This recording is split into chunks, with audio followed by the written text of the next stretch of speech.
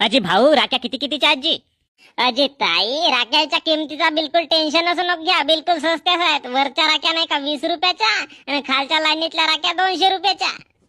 अरे बाप रे, एक राखी 20 ची ने दुसरी राखी सिद्धी 200 ची, मधातली नशे काची 20, 30 ची, 40 ची, 50 ची?